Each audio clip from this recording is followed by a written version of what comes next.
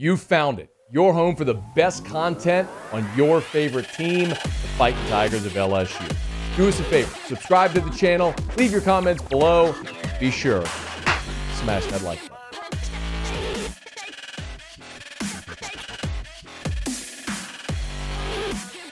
Shea Dixon from On3Sports. He's out of hibernation. Made that announcement today, I guess at midnight. Shea's new home is On3Sports. He's good enough to join us now. Shea, your day one media tour continues. Thanks for the time. How are you? Yes, I did. They had us up at midnight. A bunch of us made kind of around the country a jump over to On3. So I know why I was up at midnight, but one of the first responses was from you. So what are you doing up at midnight? I work all the time. I was clipping probably TikTok videos of T-Bob cursing at Scone and T last night. That's probably what I was doing. Hey, well, that'll drive the clicks. Yeah, it's crazy. And you never know which one of his vulgar outbursts is actually going to take off. But that's why, Shea. That's why I was up replying to you. Hey, okay, let's start with Zalance Heard. Okay, by the way, congrats on On3. That's awesome. We're excited. We're excited for you. No doubt, it's a great opportunity. All right, let's start with Zalance Heard. When did and how did this really get done for LSU pushing to get this commitment?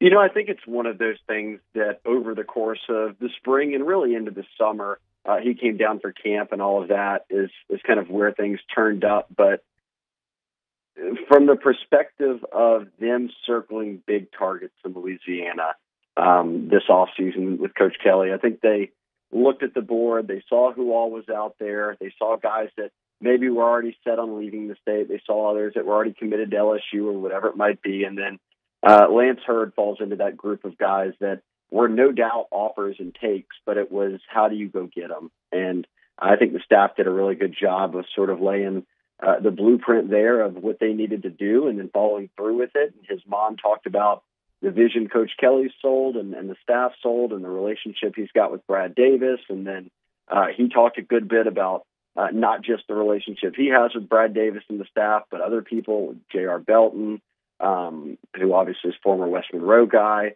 Will Campbell, who was his former high school teammate. I think for the family and for Lance as a whole, it just all made sense that, hey, we can stay in state, high on your education. We want you to have that be a big factor in college, but also want you to have a chance to play high-level ball. And I think he's seeing it doesn't hurt. I mean, if anybody watched the commitment ceremony today at Neville, they mentioned it. It was the first thing they said after he committed. That, if his high school teammate, Will Campbell, can go down there and start at left tackle, it would be pretty cool if he could follow suit and play on the offensive line at the same time. So this is a big one. I mean, I'm not often on radio with you over 10, 15 years telling you that LSU just got the number 3 offensive tackle in the country, but they've done that now in kind of back-to-back years with him and Will Campbell. Shea, is this just a one-off, or is this somewhat of maybe a sea change you're seeing in the state? Because the last time Louisiana had a prospect this big on the offensive line, it was probably Cam Robinson. Before then, we're talking about who's the kid out of Greg Robinson, maybe. I mean, it's been rare. Are you starting to see that more in Louisiana, where the state's developing more offensive linemen? We'll see. It could be a little run here. It's just like quarterback, right? They have Arch and Eli and Ricky Collins. Well, not every year. Rarely do they even have one top 20 quarterback nationally in Louisiana, let alone 3 top 12 guys. So that's certainly a one-off. Now, with offensive tackle, we'll see. I mean, it's a state that traditionally has produced some interior offensive linemen, but not a lot of the, 6'5", 280 guys, that are pure offensive tackles. And we saw that with Will Campbell last year. We've seen it now with Heard, and don't sleep on Tyree Adams at St. Aug. He's ranked as the number 10 offensive tackle in the country and a top 100 player who's already committed to LSU. So between those 3 guys alone, you're getting 3 offensive tackles that, are about as highly ranked as you're going to find in Louisiana. You're right. You could go back before Will Campbell. Gosh, I hope I don't miss anyone, but it would be the Lael Collins and Cam Robinsons and Greg Robinsons and guys like that. Now we're spanning well over a decade. Yeah, of course, Lael. I can't believe I left him off the list. With the commitment of and by the way, so does he go by Lance? Is that what everybody calls him? I think it seems like all his coaches at the school and teammates and all that call him Lance. So, Okay. I'm guessing that's what he goes by. Okay, so with adding Lance, and I look at the On3 rankings, that bumps, it's Bama, Georgia, Ohio State, Notre Dame, Texas, and then there's LSU at 6. So make sense of this class right now for me, Shea, the big picture here with 22 commits. Yeah, I think there's 6 in the kind of consensus rankings. I know if you're just looking at for instance, the On3 ranking specifically, they're 5. So they're kind of in that flux range with Bama. Bama's 1, Ohio State, Texas, Georgia, LSU, Notre Dame, OU. So you're mixing it up with the who's who, right? And that's not unfamiliar territory for LSU to be in. The goal is if Louisiana's giving you really high-level prospects and you don't have any competition here, and you can recruit, East Texas, and you can dip into Georgia and places like that, you should be finishing with a top 10 class. But for me, the caveat there would be that they're coming off back-to-back 500 regular seasons, a losing season a year ago, cleaning house completely minus the O-line coach, but from the very top to the strength staff to everywhere, turnover like we haven't seen in a long time.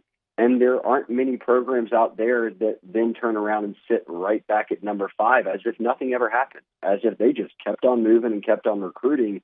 Most of the times you take a hit there, and you're signing a top 20 class or a top 25 class. And I said it to you on the radio in the spring. I said the goal would be sign a top 20 class, sign a top 15 class, but get your evals right and make sure you're addressing needs.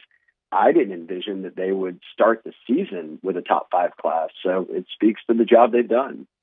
He's on Twitter at Shea Dixon On3Sports. Shea, there's been this conversation about Brian Kelly and whether or not he can recruit. I know that's been a hot button in the last week or so. I'm not sure how aware you are of that. But we have this evidence here of this class that he's building. How much of this is Brian Kelly's doing? How much of this is by de facto Brian Kelly because his staff is doing such a great job putting this class together? Well, I would say that de facto, sure, yeah, and that credits to him because he is the one who has to hire him. Any other time a head coach hires someone and they don't do well, whether it's on the field or recruiting, people blame the head coach. They don't even, you kind of skip past the position coach sometimes and say this is on the head man. So I certainly think he gets some credit for what they've done so far. And over time, we'll see look, we aren't even through a signing day yet. So we'll see what their first class looks like. And certainly over time, what they look like. But you lose the academic hurdles of Notre Dame. You get a much more fertile recruiting base. Those things alone are going to allow you to recruit a little bit better. And certainly you've got a school that it has some rich football tradition, just like Notre Dame does. So not to that level maybe, but certainly in the past 20 years more so. And I would say that because of that, he's going to have a built-in advantage. And then you just couple it with his vision. Parents are very much for and really like his pitch of, the kind of theme is graduating champions, but how seriously in all these meetings he's taking academics and meeting with, academic advisors and what the setup will be and all the different things that kind of come with becoming a true student athlete. And I think sometimes, we sit on the radio for 3 hours and talk about the results and everything, and we analyze everything and we look at recruiting. But when they sit down with these parents, they don't want to hear about all that. They want to hear about how are you going to take care of their son when I'm finally letting him out of the house? Is he going to, be dedicated and get a degree and all these things? And I think that's a very big part of his pitch. And I don't think anybody can argue that right now it's not resonating. Shea, before you go, what's next for LSU as far as this class? And I know today was kind of a pivotal day because they were able to start contacting prospects again around at midnight. So what's names to watch?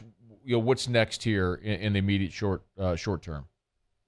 Yeah, so today is being September 1 is the first day that they can reach out and call juniors. So a lot of the staff and personnel folks they went to Tiger Stadium last night, turned on the lights and FaceTimed and called all the kids who are about to be juniors in high school, guys who are starting their junior year right now. And that made a big impression on those guys. They've already got a handful of commitments for next year in a top 5 class as well. I think they're ranked number 5 for next year. So you're sort of on that same trajectory both for this current class and next year's class. But Heard was, we saw this big run, Matt, from July 1 to now. They went from 5 commits to 22 commits. of guys who are, seniors in high school right now. That's a massive run. Nobody else in the country had that many commitments over that span. So that's great. But with that becomes the obvious slowdown. Like, you're not just going to keep getting 20 commits every 2 months. You're going to end up, eventually, this isn't the old school Ole Miss days. So you're slowing down a bit here. What are they, 22? My guess, there's not a cap on it right now, but they signed 27, 28 high school guys, something like that. Nowhere close to that kind of 50-50 split that they had on high school kids and transfers last year. I think a lot less transfers, a lot fewer transfers, and a lot more high school guys, and they're well on their way to that. But this was sort of the last big in-state domino, and now I think we see them obviously continue to recruit in the state, but guys are starting their senior year, and they turn their focus to that, and I think now the team, the staff, turns their focus to the season, and the personnel side sort of turns the focus to getting guys in for games and keeping these kids committed and getting them a head start on next year. LSU released a recruiting hype video today. That's how big of a deal it is right now. I thought that was for me. Well, it might be, Shea. I mean, you're back in the wild. By the way, I noticed on your Twitter that On3's got a great deal. Tell people about it if they're interested. Yeah, we're giving it away for free, basically. You can sign up for a whole year for $1. So if you're listening, you want to join on, if you've been with me before or haven't, we're on the On3 network now, the Bengal Tiger. You can go to my Twitter at Shea Dixon. You can find the link somewhere, but yeah, $1 for a year. So everybody can get on board. $1 for a year. That's kind of crazy. Shea, congrats again, man. We appreciate the time. We'll talk soon. They say put your money where your mouth is, and I'm putting up $1 here. So okay. That's what I'm going for. All right, Shea. We'll see you, man. Thank you. Bye, Matt. Hey, thanks so much for watching. Please leave your comments. I love to interact. And be sure to hit the red subscribe button below.